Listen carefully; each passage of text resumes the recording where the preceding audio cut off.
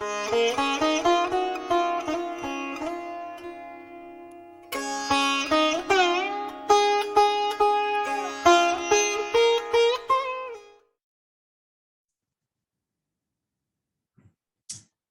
right.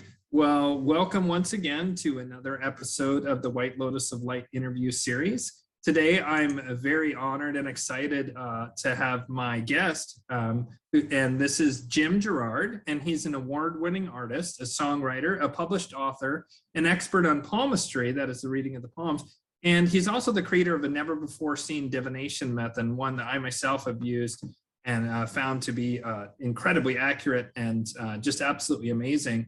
And so, Jim, I'm just going to open with a general question, and that is, what are your thoughts on the state of the world right now and all these like incredible sea changes that are occurring? Well, when the lockdown first happened, I had a knot in my stomach for about 3 months. And then one morning, I just woke up and I said to myself, there's no boogeyman under the bed. Okay, you know, there's nothing to be afraid of. And as soon as I thought that, the knot in my stomach went away. Beautiful. So I figured that must be it. That must have been what caused all of this anxiety that not only I was feeling, but I think the whole world was feeling it. And we're still feeling it now. It's getting worse. So, you know, who do you believe? Right. Yeah, it's a great question, and I know that we were talking before we started the interview, and that you see what's happening in the world as do I, as like a, I don't know, I don't want to put words in your mouth, but a spiritual struggle or a spiritual change or a spiritual evolution underway. How would you describe this sort of spiritual nature to what we see unfolding in the world? Well, we're in the days of revelation, and revelation is, you know, the sub-root word of reveal. So what's happening is that the veil is being lifted. Yes. And I don't think the world is really any worse than it's ever been. But I think what's happening right now is we're seeing everything. Yes. Yeah, I agree with that. You know, I recently discovered that the Book of Revelations, and I don't have a citation for this, but apparently the Book of Revelations is based on a much earlier text from ancient Egypt. And that's interesting because I was raised Catholic when I was a kid. I no longer identify that way. But when I read the Book of Revelations, it immediately caught my attention more so than any book other than probably Psalms. And I felt a deep resonance with it, that there was something true about it. And then here we are, you know, and it seems like a lot of what is described in that is coming true. And what's interesting to me is if it's not actually originally a Christian or even a Jewish text, but predates that, then it, you know, it may even go back into antediluvian times, you know, before the flood. So, you know, which could mean that it's an Atlantean or early Silver Age prophecy rather than the way most people see it as a Christian prophecy. Are you familiar with the Book of Sarah? I'm not. Is that one of the apocryphal texts? It's a book that was left out because it was a timeline that was slightly different than the Book of Revelation. I didn't know that. Yeah, in the Book of Sarah, it's exactly like Revelation, but without the doomsday aspect. Wow. So it's possible that we're shifting timelines from Revelation to the Book of Sarah. Wow. Wow. I'm going to have to look that up after this interview. That's amazing. Yeah, it was something that was mentioned by either Gene Decode or 107. Oh. It's hard for me to remember because those two guys are pretty much saying the same thing. Fascinating. So so there's not a doomsday aspect, then what's the Book of Sarah say it's going towards? I wish I knew the details so I could tell you. Okay. Yeah, well, I'll have to check that out. It's just I agree that what's really occurring right now is a revealing of that which is hidden, and it can be pretty shocking. You know, for myself, I started to have uh, first a political, well, actually, first a spiritual, and then a political awakening about 20 years ago, which then went back to becoming a spiritual awakening. And I started to dig really deeply, and this was still the fairly early days of the internet. And so there was a lot less censorship, and there was a lot more what I consider to be high quality information out there. And I was shocked at everything I discovered and horrified. And the deeper I dug, the darker it got, so to speak. And so a lot of what's unfolding now in the world is stuff that I discovered was sort of in the hopper, ready to go, decades ago now. And so that doesn't make it any less shocking now that it's happening. But I really do see it as the way I conceive it is that it's creating this intense pressure on all of us spiritually to evolve. And, some people are choosing to sort of opt out, and they're going deeper into materialism. And it seems other people are going, more into the luminous, subtle energies and spiritual awakening. And, there's some people even discuss, and this is one of the questions I have for you. There's some people even discuss a bifurcation of timelines, that some people are choosing to go into this deeper, more dense material timeline that's kind of hellish, like a cyber hell, basically. And then other people are going towards natural law and the natural organic evolutionary path of humanity. What are your thoughts on that theory? I heard a comment the other day on a video. I thought it was really interesting. Mm-hmm. And I think what she was saying was that you could be down at the mall, and there could be somebody standing right next to you who's in a cyber hell in 3D, and you're not there at all. You're in a completely different dimension. Hmm. I think that's what's happening is something like we're simultaneously in two different timelines running parallel at the same time, but they're not going in the same direction. So I'm curious, because this is something that, I tend to agree with or resonate with this bifurcation of timelines idea. It sounds true to me, but I've never felt comfortable with any of like the details. And I have a sense it's because if I knew that, it would take some of the pressure off me to evolve, actually, if I knew the answers to this. But I'm curious, do you think it will end up being like a physical split? Let me give an example. For the viewers who don't know, I have a very esoteric background, and I'm, among other things, I'm a Vedic astrologer. And that's the main thing I do, but I also teach angelic theurgic magic, Solomonic magic.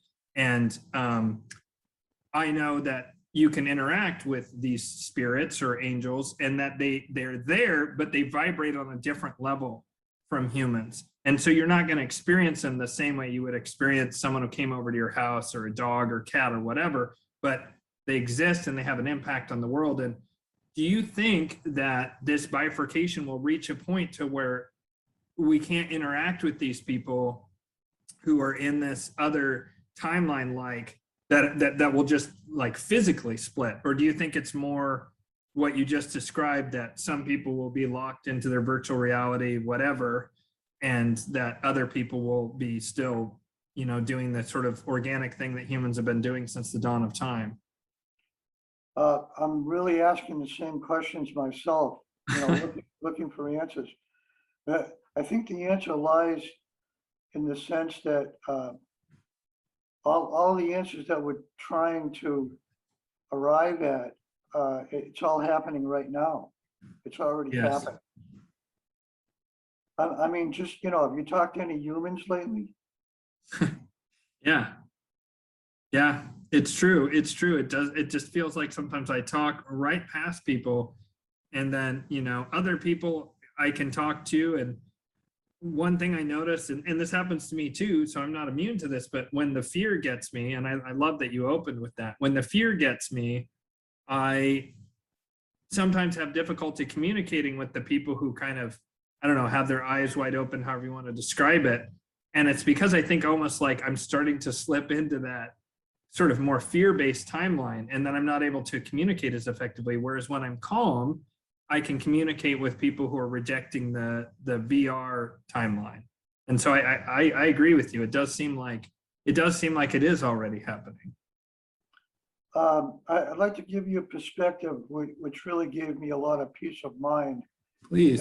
It wasn't too long ago I kind of figured this out, because I've been asking all the same questions, for many, many years. And the thing that I realized is that if you look back in history, no matter how far back that you go, the material world has always been riddled with violence and bloodshed and chaos, okay? So, when I realized that, it kind of gave me a lot of peace of mind, because what's happening right now in the world with all this violence and chaos and bloodshed and everything, it's always been going on in the material world. It's just part of the nature of the material world itself. And then this other thing that I heard, which really made a lot of sense, was that the chaos and the destruction that goes on in the 3D reality is the balancing point that keeps 3D reality stable. Which is kind of an interesting perspective. Yeah, that's interesting to me, and I can see that, because a lot of people are like, oh, it's a clash between good and evil, and one side has to win, and I'm like, no, no side can win. It can't. If somehow evil could eliminate good, for example, which a lot of people are scared of right now, I believe that evil would be annihilated too. And therefore, I don't believe that can happen, because the universe seems to be self-correcting. Humans go through these periods of time where there's mass bloodshed and madness. And then afterwards, there's a lot of times like a lot of peace and prosperity and rebuilding, and it's, it is self-balancing in some kind of sense. Yeah, evil can't destroy good. It's not possible. But I think what evil does, it kind of reminds me of sour notes coming out of a rusty trumpet. It's a mimic. They can't create, so they mimic, and they try to trick you, and it goes on and on and on. But if you're aware of what they're doing, it has no effect on you at all. Yeah, that's a really interesting perspective, and I think that there's a lot of a lot of value to that.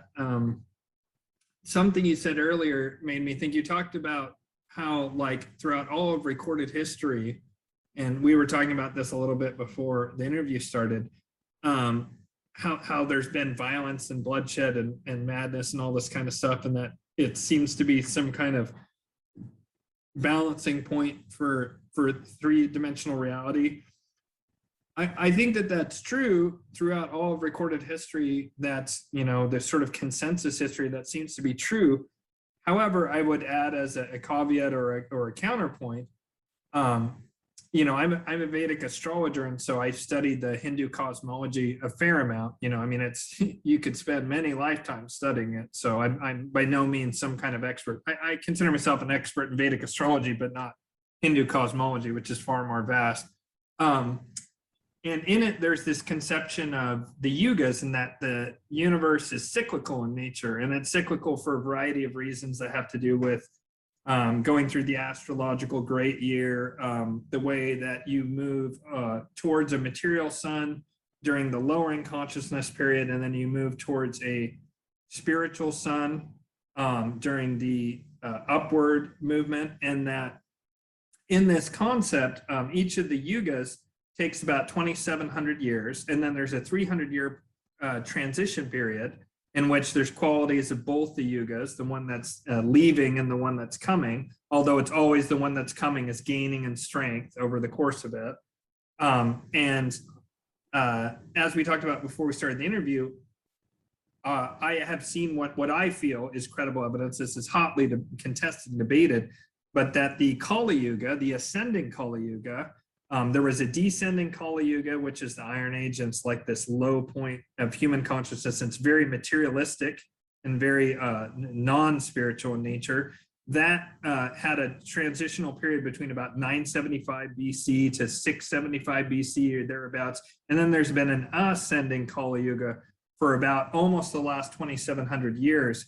And that is then going to shift into Dwapara Yuga, which is a Bronze Age, to Kali Yuga's Iron Age. And then after Dwapara Yuga, there's Treta Yuga, which is an ascending Silver Age. And then there's an ascending Golden Age, or Sat Yuga. And then there's a descending Golden Age, descending Silver, descending Bronze, descending Iron, and ascending Iron. Unfortunately, you get back-to-back Kali Yugas, which, you know, that then is 6,000 years of history, which is about what we have.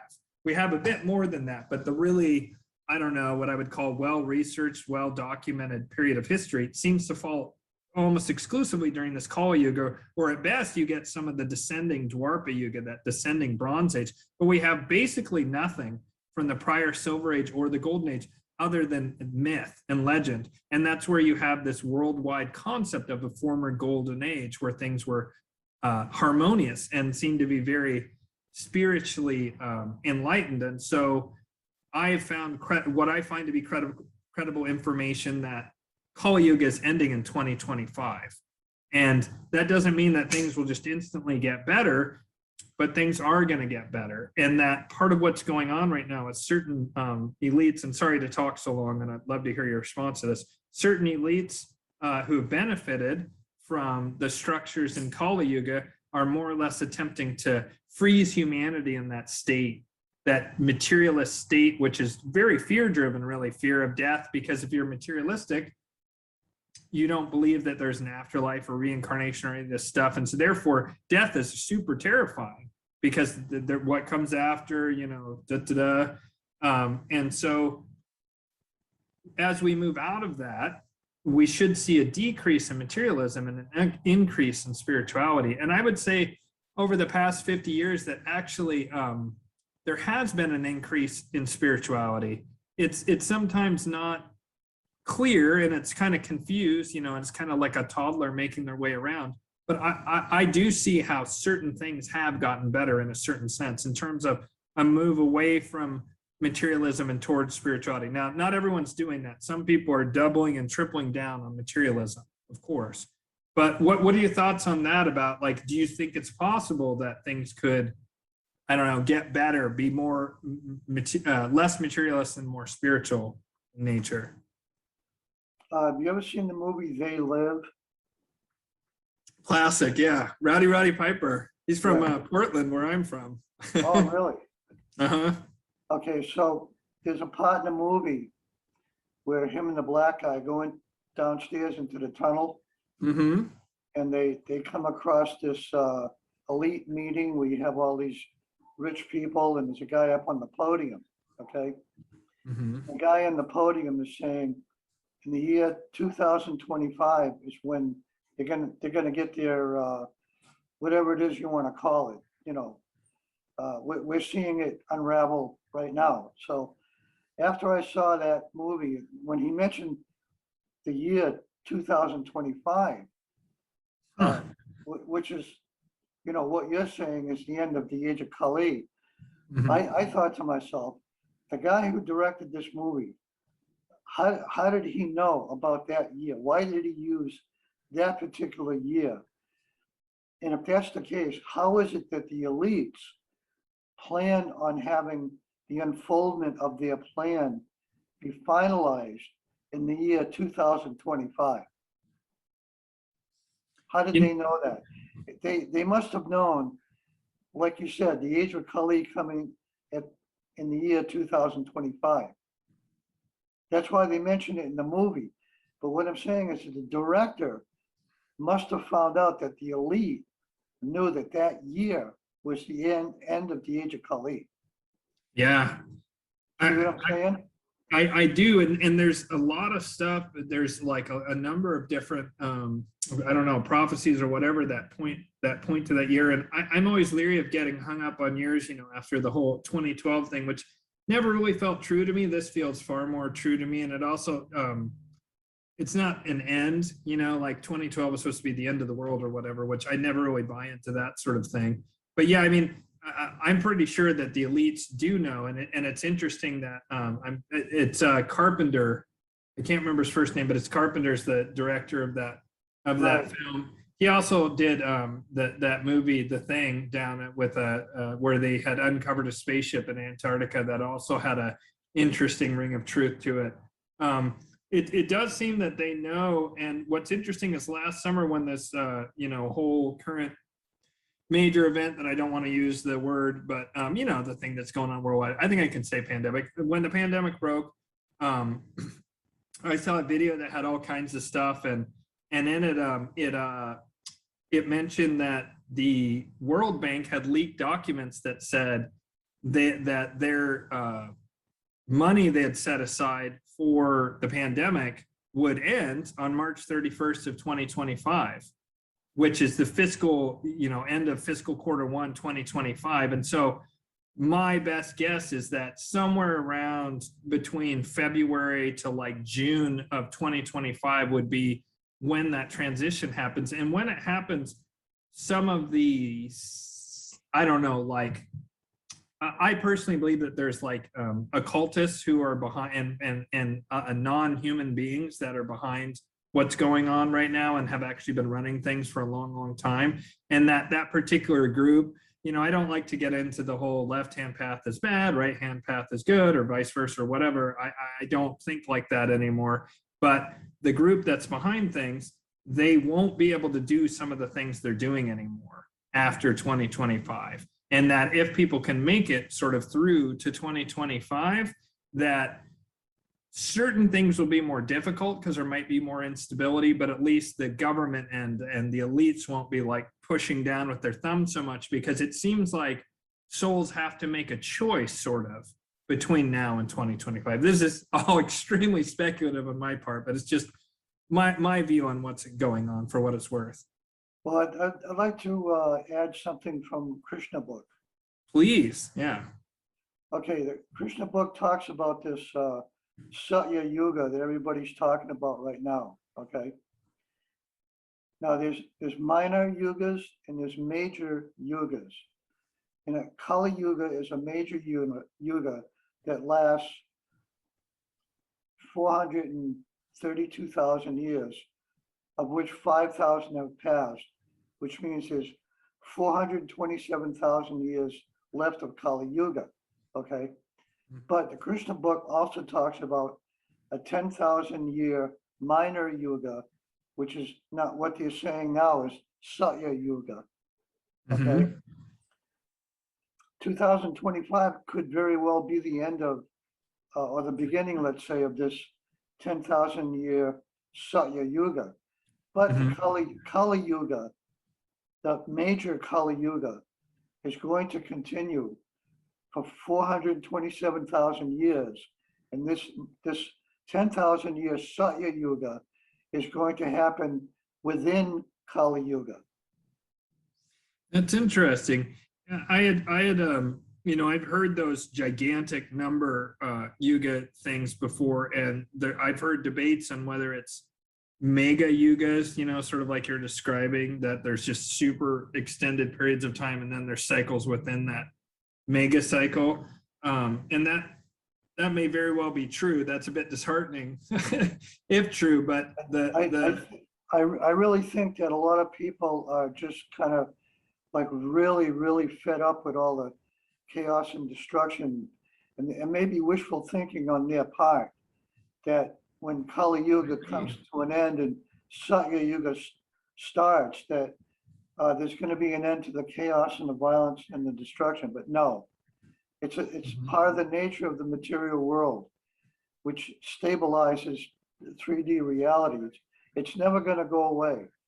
The chaos and the destruction and the violence is not the problem. The problem is what you're hearing these time travelers talking about. In the year 6000, all problems in the world have been solved. There's no disease, there's no money, there's no governments, but there's no purpose in life. There's no purpose.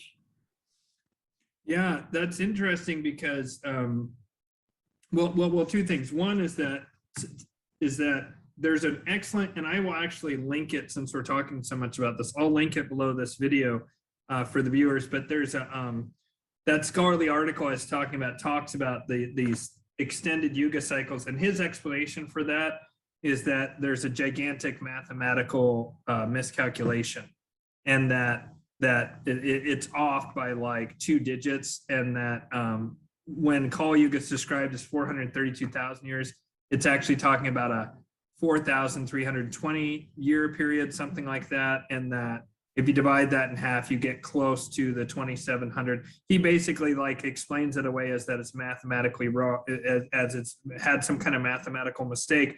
But you bring me what you just said about that. There's nothing to live for in the year 6,000, right? Just these time travelers saying this because everything's been solved. Well, that's interesting because the golden age, Sat Yuga, it sounds like is super harmonious and super stable, but there isn't much evolution because everything is very spiritual and people are so connected. And you know, I don't like to get into the dualistic good and evil thing and like whatever, but that's sort of like where evil is at its weakest, when things are hyper spiritualized, and good is at its most powerful. And that's part of why it goes through the cycles. It's in order to create the stability over the fullness of the cycle between good and evil. Likewise, there's not a lot of good during Kali Yuga. It's just a bunch of slaughter and chaos. However, Kali Yuga is also known for being, in a way, the most important time spiritually, because it puts the most pressure on the soul to evolve. And exactly. That there's some Buddhists and Hindus that say, you know, Buddhists who've accepted this Hindu conception of the Kali Yuga, and they say that the Kali Yuga is the best time for spiritual growth because you can become enlightened in a single lifetime, whereas during other yugas, the rate of growth for a soul is much, much slower because there's not this pressure. I often describe the force of evil as being, if you're a caribou and you are in part of a caribou herd, you're going to view the wolf that comes and eats grandma and the little slower babies that aren't quite as healthy and slower. You're going to be like, man, that wolf is freaking evil. Like, it just ate grandma. It ate my little baby, my slow baby, my healthier baby, my stronger baby made it, but my slow baby got killed. These wolves, damn them. And then something happens, like a disease rips through, or hunters kill off the wolves, and suddenly there's no wolves, and the caribous go, yay, this is fantastic. The evil is gone. And then they eat and eat, and they breed and breed, and suddenly grandma and grandpa caribou live, and they just die of old age, which normally never happens. The wolves get them. And the bunch of the slow babies go along, and then the slow babies become adults, and they breed, and they have even slower caribou and weaker biologically. And then all of a sudden, disease and starvation rips through the caribou, killing almost the entirety of the herd. I mean, they've documented this exact thing has happened. This isn't speculative, it's happened. And the question is what's worse, like a couple of very old caribou being eaten and the slower babies, and then the entire caribou herd being very healthy, or the caribou herd exploding in numbers, and then there's a bunch of slower caribou, and there's a bunch of older, sicker caribou, and then they all die of disease and starvation, like all at once. Yeah. And so likewise, you might have great stability and harmony in that golden age, but there isn't much impetus for growth. And that's why evil then reemerges in the descending golden age. It's just like good has reemerged, like the Buddha, Lao Tzu, and Pythagoras all emerged during that crossover period between the descending Kali Yuga and the ascending Kali Yuga. But all of their teachings are very much Kali Yuga oriented. Like the Buddha says, listen, much like you just said, it's a shit show. Just meditate and free yourself, right? Yeah. Because it's not going to get any better for the next, 2,100 years, 2,700 years. So, I mean, it might just be wishful thinking, but I also feel like there's some kind of truth to that. I do feel like things are going to get better, but the next few years, sorry, viewers, I do think the next few years are going to get much worse until we hit 2025. Yeah, so the point that you're making is exactly right. And it's a point that's been, I've been kind of associating with the Hare Krishnas now for 30 years. And Mhm. this point that you just made, they've been emphasizing that. I can't tell you how many times they've said that in the age of Kali, which is the most degraded of all four, is the best time to spiritually escape, the madness and the entrapment. It's kind of like a mental prison, just by chanting the Hare Krishna mantra. Yeah. Yeah, I am a big believer in mantras. A lot of times I give my Vedic astrology clients, there's multiple different methods to kind of like help with disharmonious aspects of your chart or the more challenging aspects of your chart. And one of them that you can give is mantras to the different planetary gods. Like, let's say you have an afflicted Mars, you would say, I know this one by heart because I'm in my Mars Mahadasha major time period. And so it goes, Dharani Garbha Sambhutam Vidyut Kante Samaprabham Kumaram Shakti Hastam Cha Mangalam Pranayam Mayaham. And just as you repeat that over and over again, it stills your mind. It also puts you in a vibration that you're saying to that planetary deity, I'm yielding to you. I surrender to you. I'm accepting of what is given to me. And then something about that true surrender releases that karma, and then you can experience the more positive aspects of the planet. And I believe that like prayers and mantras, or like, I do certain chants in Hebrew when I'm doing theurgic angelic magic.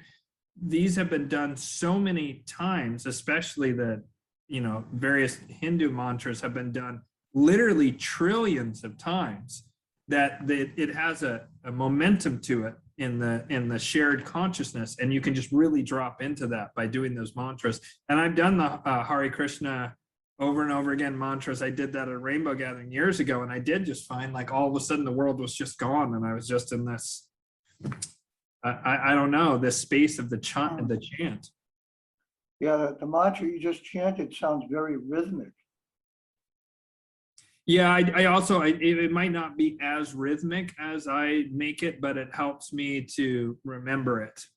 So I have it memorized, and I still haven't said it enough times because you have to say it many thousands of times. There's also like, you can do these elaborate fire rituals, which I don't know how to do. You have to really be like a certain Hindu priest to do what are called yagyas or fire rituals.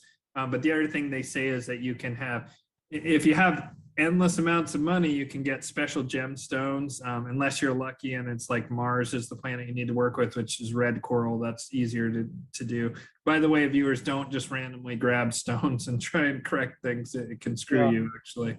But mantras are the one that anyone can do. They just have to take lots of repetition. I'm sorry, go ahead. Yeah, it took me about 16 years of chanting the Hare Krishna mantra before Lord Krishna appeared to me. Oh, can you tell us more about that experience? I totally understand if it's private, but. No, it's not private. I can tell you the whole story. Sure, you please. I was in Australia living with a Hare Krishna family. They were running a restaurant. And there was another guy there by the name of Javi. He was initiated by Prabhupada. He was from Germany. Very nice devotee, actually. And this guy Javi and the family invested their money in a restaurant. And when I arrived, they were just opening almost on the day that I arrived there. And like I said, I've been chanting the Hare Krishna mantra for 16 years. Oh.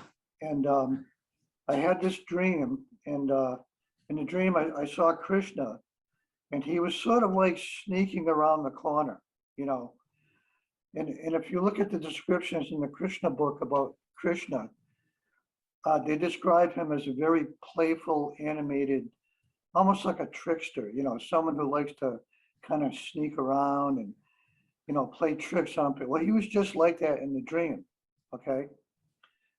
So, and then the second part of the dream was, I saw Sarva, who was the guy that was, married. He was, working in the restaurant. And Then in the second part, I saw his wife, and she was working in the restaurant. And then in the third part, I saw Javi. He was working in the restaurant. And then Krishna ran up to me and he said, I want my devotees to take care of me. So in other words, they were all absorbed in all this work that they were doing in the restaurant, but they had all totally forgot about worshiping Krishna and taking care of him. See? Yeah. Okay. So I went to Sarva and I told him about the dream, and he just sort of paid no attention. And then I went and told his wife, and she wasn't paying attention. And then I went to Javi, and I told Javi about it, and he was somewhat interested. But then 2 weeks later, Javi came up to me and he said, could you tell me that dream again? My son ran away.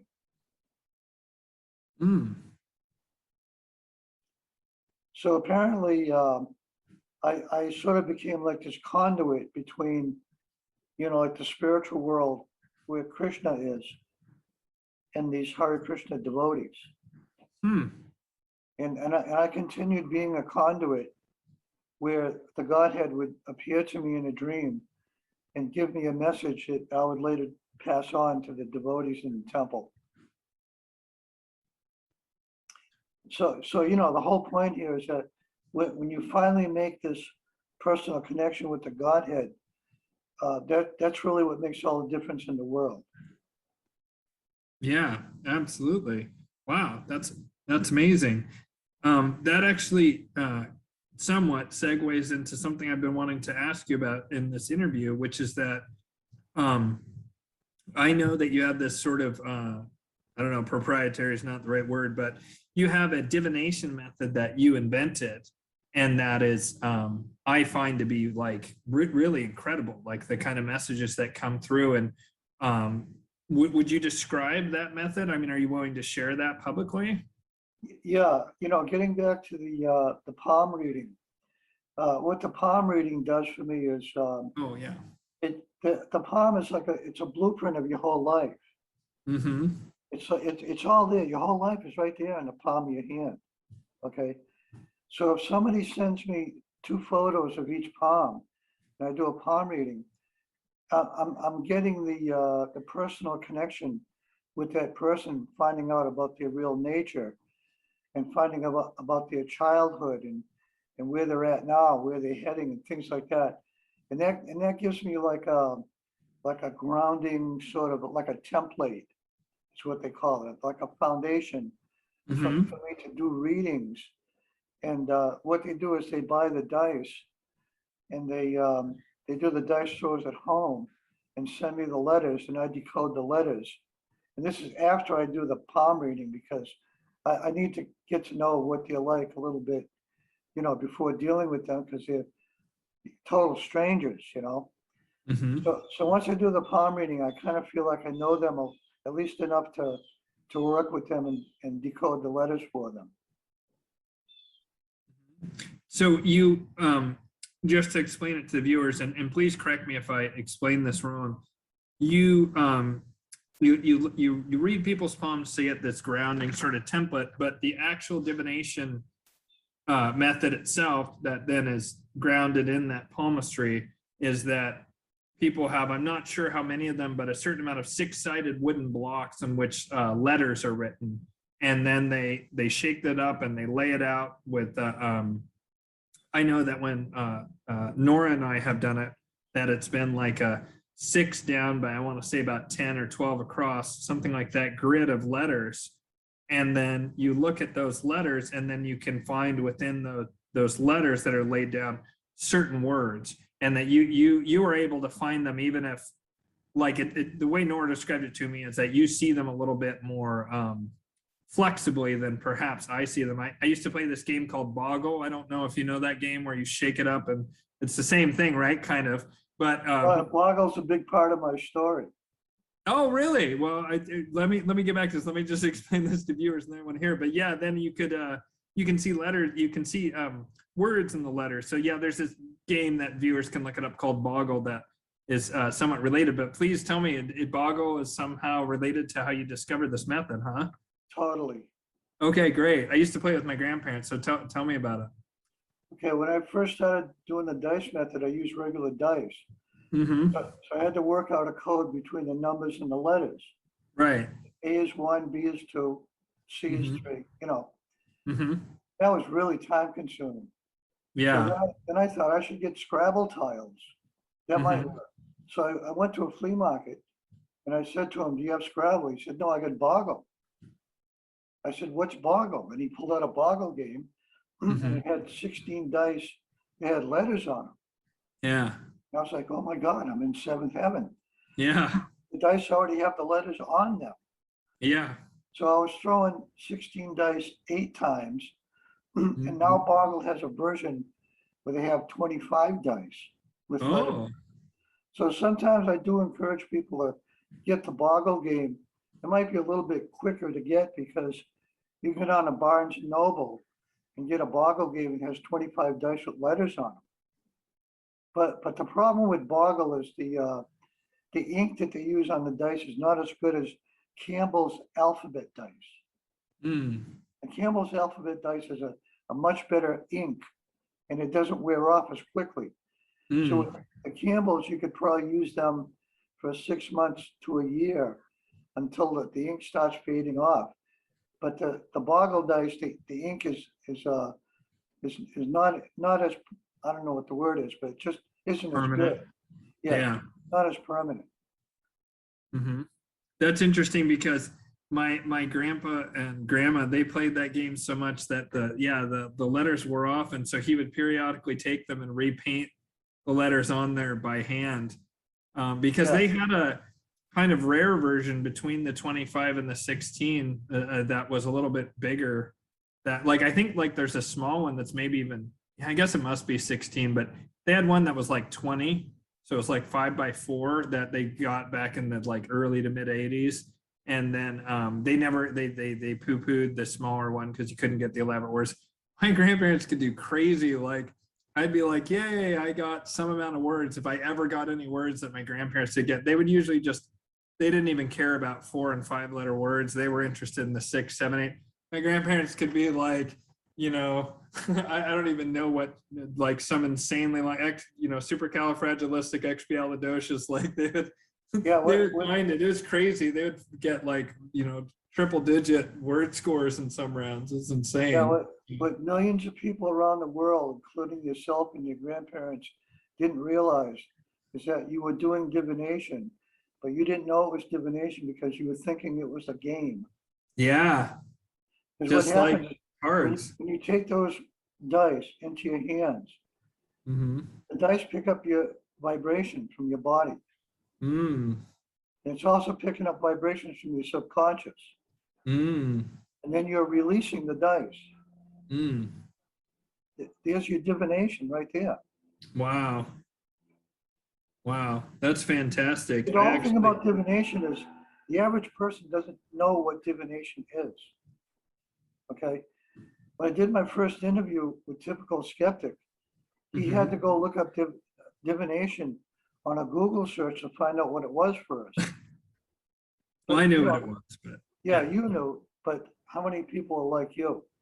Not many. Right. So, if you lined up 100 people, and if you ask them about divination, they might say I Ching, tarot cards, fortune telling, something along those lines. But those are not answers or definitions of what divination. Well, let me explain it this way. The whole goal of divination, as far as the dice method goes, is to go from one-dimensional thinking to multi-dimensional thinking. It has nothing to do with rolling the dice, getting letters and words and sentences. It has nothing to do with that. And that's what they think. And that's why they stop doing it. When I first started teaching it to them, they roll the dice, they get a sentence, it's either an answer or it's not an answer. And then they quit because their thinking is one-dimensional. Right. They're not realizing that the goal is multi-dimensional thinking because they've never thought in a multi-dimensional way before ever in their life. And they're, you know, they're asking questions like, oh, am I going to get the girl? Am I going to get the guy? Yeah. Am I going to win the lottery? You know, Right. Yeah. so, you know, this is all one-dimensional thinking. Okay. Yeah. You know, I'm exactly like them. I'm Yeah. exactly like them. It took me 3 years to learn the dice method because I asked every stupid question you can imagine. And I continued doing it because you know, I mean, I was excited. I can't tell you how excited I was to realize that I had invented something and it was a method and I could teach this to anybody in the world and not charge them any money and give them access to the Bible code, which is where this whole idea came from. Mm. You know, when you have to get a CD from the Bible code, and then you have to run it into a computer to ask you questions. But the problem is it doesn't translate from Hebrew into English. Yeah. I took my CD and I threw it in the trash. You know, and I said to myself, I'm going to get these letters. I'm going to get the letters. I don't know how I'm going to do it. But I started off with regular dice and then wound up with Boggle. You know, we'll have to talk about something after the interview that's directly related to what you just said. That's really interesting. It's personal in nature, and so I don't want to share that particular thing publicly. And you'll understand when I explain it to you afterwards. But wow, that's so interesting about the multidimensional. You know, I've heard people say that the way divination works, and so I would define divination as seeking answers about the future by looking in patterns in the present is one way, a super distilled way of describing it. It's more complicated than that. It's also more simple than that in a way.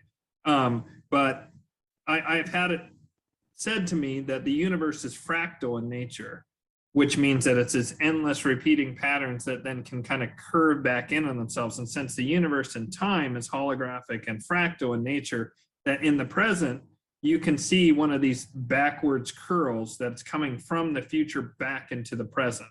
I also personally conceive of time, for what it's worth, as all happening simultaneously, but because of where we are in this simultaneous action of the hologram, we can only see parts of it. It's a bit akin to, and this it still is a clumsy metaphor of that all of reality is this gigantic mural that's like the Great Wall of China, but only like way bigger than that, much taller, you know, 3 miles high and, you know, millions of miles long. And so you can only, from your limited perspective, look at certain portions of this mural that's on the wall. It's all already there, but you can only ever conceive of aspects of it, of what is right in front of you, based on sort of where you are in the hologram of the universe at any given time.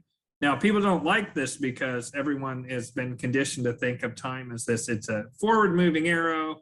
You can look back, but you can't really see what's coming in the future. That's what everybody thinks. But we don't even really look backwards correctly, because what we think of as history is super, like, anyone who thinks history is real is like, no, it's not. It's someone's idea of what they feel or think or should have happened, or they're pushing some agenda 9 times out of 10. So history, you can just throw it right out. And so you go, okay, well, maybe history is false, but my own memory is infallible. No, they've proven it's absolutely not true. And so really the only thing we can conceive of is what's right in front of us. And then we have some limited aspect to the past, or access to the past, and some limited aspect to the future. That limited aspect to the future troubles people, because of the idea that then it has an idea of predestination in it that is troubling philosophically to a lot of people for a whole host of reasons. You could do an entire show just about that. But I personally believe that when it comes to divination, of which astrology, like palmistry, is looking at a lot of what's going to happen. I personally believe that there's some flexibility to all of this, that it isn't just completely static, but that certain things have to happen. And it's a bit like, do you remember, you know, not all my viewers will be old enough to remember this, but you know the family circus, where the little kid would go and he'd walk along and they'd make a little dotted line about all the different places he went. So the way I conceive of things is that there's certain karmic things that must happen for your soul. And so those are there's certain little points that Billy hits on his weird little journey. But then he also goes like spiraling off in all kinds of places. And then he comes to like where the car accident is. And then he goes spiraling off in all kinds of places. And he goes to where the dog eats his ice, or he gets an ice cream cone. And then he goes spiraling off in all kinds of places. And then he gets to where the dog eats his ice cream cone. So like the car wreck and the ice cream cone and the dog eating his ice cream cone, that was destined to happen. But the little adventures, the side adventures he has, that's where karma is more fungible. Does that make sense? Do you see the metaphor I'm driving at? Yeah, you know, that what it reminds me of, what you're just describing, is there was this headstone in a cemetery that said, "Was it something I said?"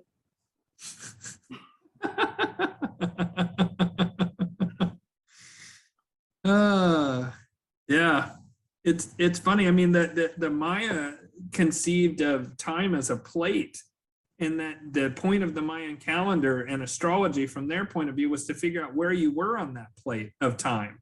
But they felt that it was all already there.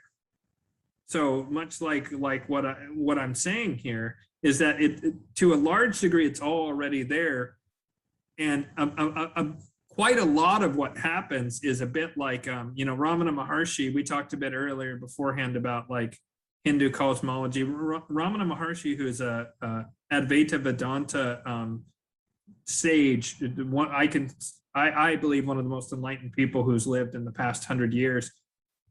He said that life is best conceived of as a movie film. Movies were invented during his lifetime. He was born in the 1800s and he died right after World War II. And he said, actually, Jim, there's something critical. I have to take this real quick. I'm just going to hit pause and then continue. So sorry about that interruption.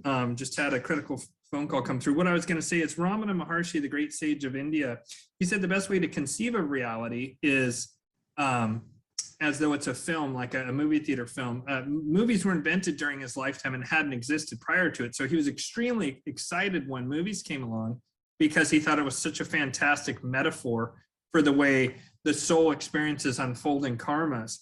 And he said essentially that like the vast majority of your life is already, he might have even said the totality of it, is already on the film strip. It's already been edited, it's already been acted, everything. All you can do is have your reaction to what's occurring in this like interactive film. I mean, today we have even better metaphors of like massively multiplayer online role-playing games and virtual reality, right? I don't like to people like to get into some technological crap about that everything is some virtual reality computer program. And I'm like, okay, well, that doesn't matter. That's just an abstraction that doesn't matter. It's useful though to consider that everything is already scripted and unfolding, and what we really have control over is our reaction to what's occurring, and to have compassion for what's occurring, and to also not let it shake us and terrify us, because it doesn't matter what you do. It's, Bill Hicks, the great comedian, once said, it's just a ride. Enjoy it because it's just a ride. Do you ever hear the expression glitch in the Matrix? Yeah, from the movie, yeah. The Matrix is the glitch. Explain what you mean by that. Okay, we're in the material world. Mm-hmm. We're in these material bodies, and our spirits are trapped in these physical avatars. Mm-hmm. Okay, so when a glitch happens, we think of it as a glitch happening within this matrix, but the matrix itself is the glitch. I'm trying to wrap my mind around that. Okay, we originate in the spiritual world. Right. Where, you don't have bombs and guns and governments and, on and on and on. You don't have any of those things in the spiritual world. Mm-hmm. But then, you're in the spiritual world, you have a material desire. You immediately get sent down into this material world. That's your glitch, or your matrix right there. I see what you're saying. It's a perverted version of the spiritual world. It's like the spiritual world in a lot of ways. I mean, look at planet Earth. It's like, it's probably the most beautiful material planet in the universe. Mm-hmm. You get hundreds of thousands of ET races coming here, I think, just to observe the beauty of this planet. But it's also, we're also in a state of static.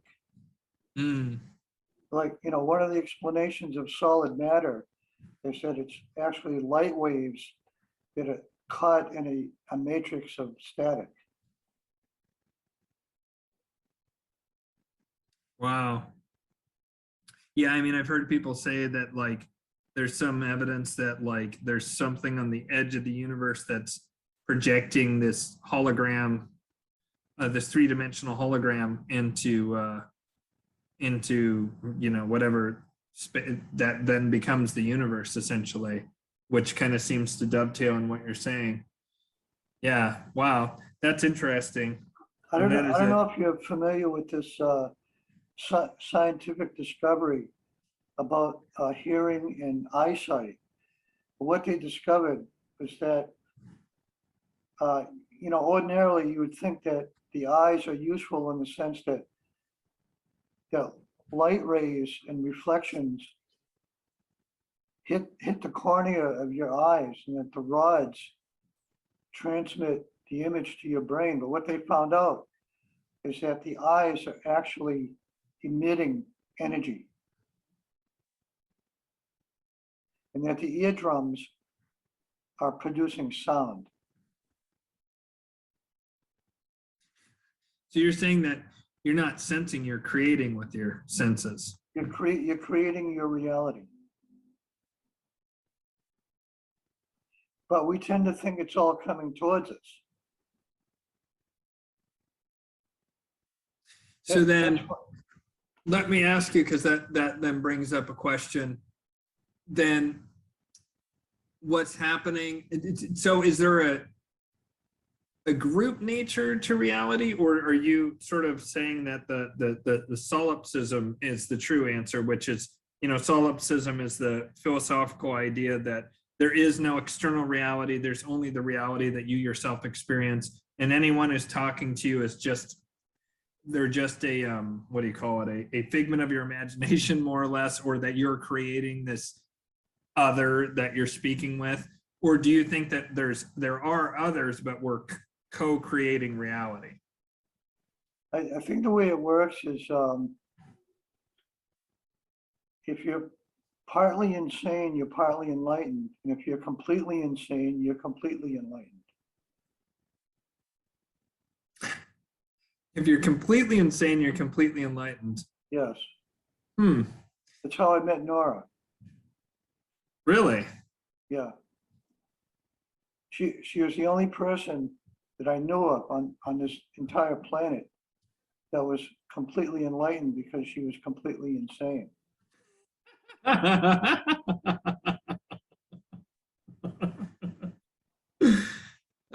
That's my wife you're talking about, and I guess Exactly. you have But some amount of. here's what happens. If you go too far in that direction, you hit a brick wall, and then you come back into what I call reentry, back into like the normal world where, you know, you have a job, or you have a friend or a wife or a husband or whatever. And you have to go completely the other direction in order to kind of stabilize and become balanced, where, you know, you look and seem normal in every way, but at the same time, you're completely insane, but also completely enlightened. Wow. Well, I suppose that maybe happened to me at some point as well, or, you know, continues to happen. I also like the metaphor of the prodigal son, where you go out into the world and you waste all the treasure of the father, and then you fail and make all these mistakes, and then you end up losing everything, and then you come back to the father and he loves you more. And that metaphor in this case meaning that you go out and you make all these kinds of mistakes in the material realm, and then you come back to spirit, and that there's a deepening that occurs when when that happens.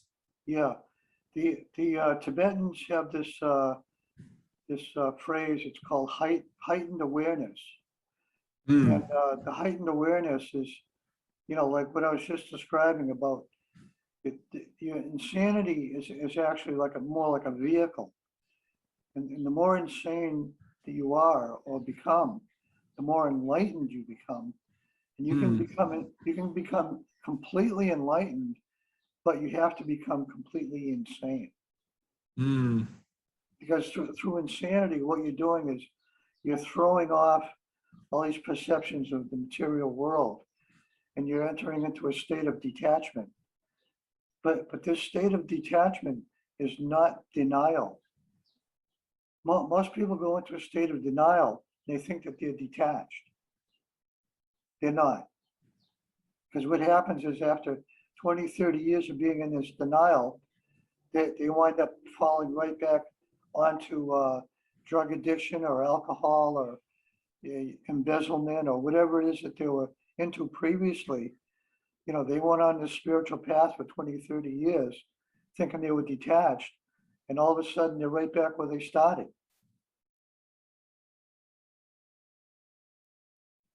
And yeah, there's another level which is beyond enlightenment, which is self-realization.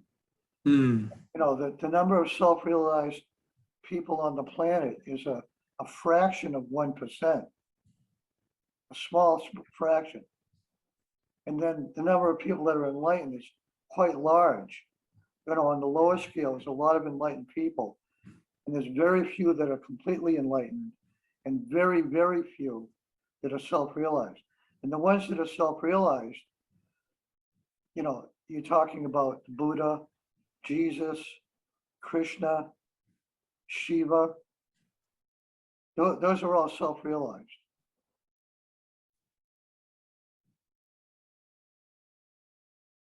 Yeah, I tend to put Ramana Maharshi, who I mentioned earlier, in that category, and a handful of others. I do tend to agree that it's a rarefied air indeed to have. It's all there's all different words for this sort of thing, and the reason there's so many words for it and descriptions is because it's something that can't really be spoken of or described.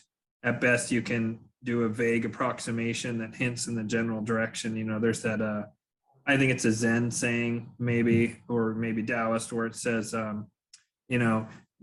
look at the moon, not the finger that's pointing at the moon, because people become obsessed with a teaching or a teacher rather than trying to actually see for themselves, or better put, experience for themselves what the teacher or teaching is pointing to. Yeah. Did you ever hear of Be Here Now? It's a book that came out in the Ram Dass. Yeah, have you read the book? I've read parts of it. I haven't ever read the whole thing through. I read parts of it when some friend of mine had it back in the day in college, but I haven't read the entirety of it. Yeah, when a man is wearing rubber shoes, the whole world is covered with rubber. It's interesting. I always like that. That was from that book, Be Here Now. Mm-hmm. Yeah, it's saying if you're what you are experiencing, what you believe you're experiencing is based on the degree of contact you're having with whatever it is that you think you're experiencing. I think that's another way of putting what that's pointing to, that without getting rid of certain frameworks or getting rid of certain belief systems, you're just going to constantly reinforce that belief, right? You're going to constantly think that the world's covered in rubber, but the fact is that you're wearing rubber-soled shoes. How much time do we have? Oh, well, this is actually a good spot for us to take a break, because this was a pretty long first section, but let's take a break here, and then we can go on and do a part two, because I think this conversation's been flowing great. How does that sound to you? Good. Okay, so I'm gonna go ahead and stop it here. And so viewers, please come back and listen to part two, which will come out probably about a week after part one comes out. And thank you so much, Jim, for your time. And then I look forward to part 2. And then you and I will start it here in, I don't know, 15 minutes, something like that. How's that sound? All right, that sounds good.